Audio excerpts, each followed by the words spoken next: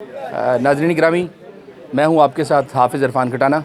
आज इस वक्त मैं मौजूद हूं मजलिस पाकिस्तान रियाद सऊदी अरब के ख़ैमा में, जहां पे मजलिस पाकिस्तान रियाद सऊदी अरब की जानिब से अमीर जमात इस्लामी आज़ाद जम्मू व कश्मीर डॉक्टर खालिद महमूद के एज़ाज़ में पुरवकार तकरीब का इनेकाद किया गया। तो इस हवाले से हम मज़ीद बात करेंगे, उनसे जानेंगे कि इस वक्त जो मकबूदा जम्मू कश्मीर की मौजूदा सूरत हाल है उस पर वो क्या अपना पॉइंट ऑफ व्यू रखते हैं। यकीनन इस हवाले से हर कश्मीरी, हर पाकिस्तानी, और मैं यूँ कहना पसंद करूँगा कि उम्मत मुसलमान के दिल जो हैं वो कश्मीरियों के साथ धड़कते हैं। इस हवाले से हम मज़ीद बात करेंगे यहाँ पे मौजूद डॉक्टर खालिद महमूद साहब से।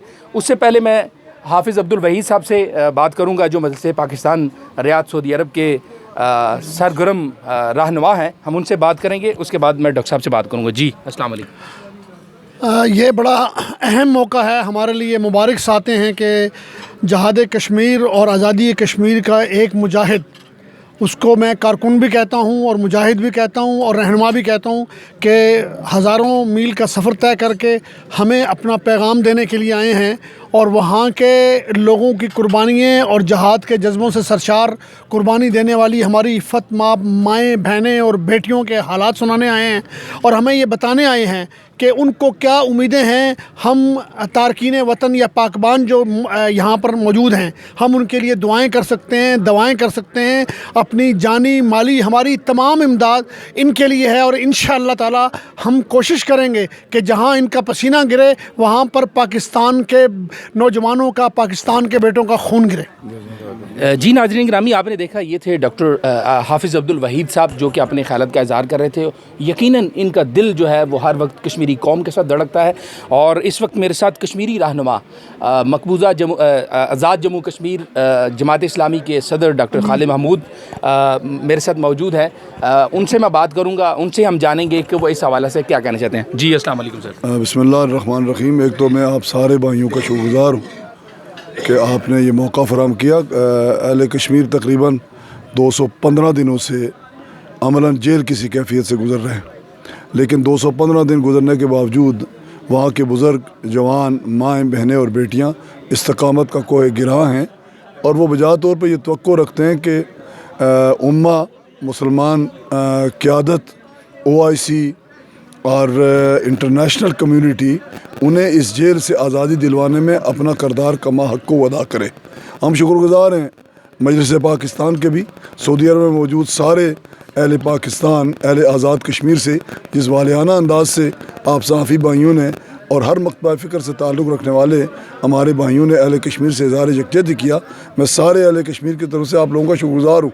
लेकिन हम सारे बजा तौर पर यह तवक्को रखते हैं कि उम्मा की क़यादत, OIC, बैनुल-अक़वामी बरादरी, सिक्योरिटी काउंसिल, ह्यूमन राइट्स के ऑर्गेनाइजेशंस कश्मीरियों को इस कर्ब से और 215 दिनों की दुनिया की सबसे बड़ी जेल से रहाई दिलवाने में अपना किरदार अदा करें। और अगर ये किरदार कमा हक़ को अदा न हुआ तो आलमी अमन भी और सोत एशिया का अमन भी हमेशा एट स्टेक है और रहेगा। कश्मीरी आज़ादी तक, हक़ खुद इरादियत मिलने तक और सारे कश्मीर को पाकिस्तान का हिस्सा बनाने तक हर हवाले से अपनी जद्दोजहद जारी रखे हुए जारी रखेंगे। अल्लाह हम सब का हामी और नासिर हो। आप लोगों का एक बार फिर दिल की अथा करने से शुक्रिया। डॉक्टर साहब, मैं नहायत माज़रत के साथ आपसे आखिरी सवाल जो जानना चाहूँगा, अपने नाज़रीन की नज़र करना चाहूँगा, वो ये है कि इस वक्त दिल्ली के अंदर जो मस्जिदों को शहीद किया जा रहा है, वहाँ पे कुरान पाक की जो है बेहरमती की जा रही है। इस मौका पे उम्मत मुसलमान के दिल जो हैं वो रो रहे हैं। आप इस मौका पे जो है वो क्या मैसेज देना चाहते हैं?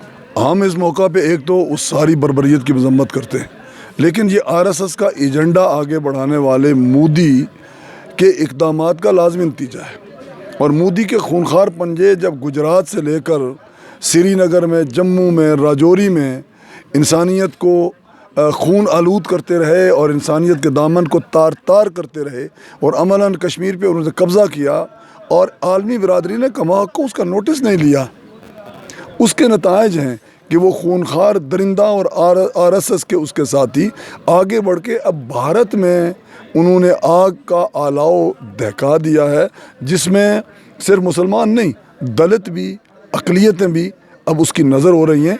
عالمی برادری کی یہ ذمہ داری بنتی ہے کہ جنوبی ایشیا میں مودی کے خونخوار اس ایجنڈے کے حوالے سے اپنا کردار ادا کرے۔ بھارت میں جو خون بہہ رہا ہے وہ امہ کا بھی خون، مسلمان بیٹوں اور بیٹیوں کا بھی خون، اور حقیقت میں انسانوں کا خون ہے۔ اور آج اس جدید ترین دور میں جب انسانیت مریخ پہ کمند ڈالنے کے لیے آگے بڑھ رہی ہے، ہیومن رائٹس کی آرگنائزیشنز اور بین الاقوامی برادری کی یہ پراسرار خاموشی، یہ لمحہ فکریہ ہم عالم اسلام سے بھی یہ مطالبہ کرتے ہیں کہ وہاں بہنے والے خون کے حوالے سے مظلوم بزرگوں، جوانوں، بیٹیوں اور شہید ہوتی ہوئی مسجدوں کے حوالے سے اپنی ذمہ داری ادا کریں۔ اور اگر یہ ذمہ داری ادا نہ ہوئی تو ساؤتھ ایشیا کا امن پہلے بھی خطرے میں تھا اور مودی کے ہاتھوں آئندہ بھی خطرے میں رہے گا۔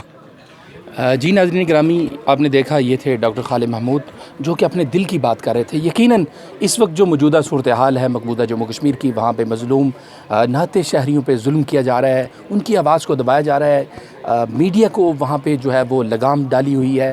اس حوالے سے آپ دیکھ سکتے ہیں کہ دہلی کے اندر جو ہے وہ ظلم ہو رہا ہے، اس کو میڈیا کور کر رہا ہے، لیکن جو مقبوضہ جموں کشمیر کی موجودہ صورتحال ہے اس کو کوئی دکھا نہیں پا رہا۔ تو میں سمجھتا ہوں کہ اس وقت اقوام متحدہ کو جو عالمی ادارے ہیں، جو این جی اوز ہیں، ان کو بھی یہ دیکھنا چاہیے کہ ہیومن رائٹس ان کے بھی ہیں، ان کا بھی جینے کا حق ہے۔ بے شک میں سمجھتا ہوں کہ جس وقت تک کشمیر کے اندر امن بحال نہیں ہوگا اس وقت تک پوری دنیا میں امن بحال نہیں ہو سکتا۔ تو اب تک کے لیے اجازت دیجیے حافظ عرفان کھٹانہ کو۔ اللہ حافظ۔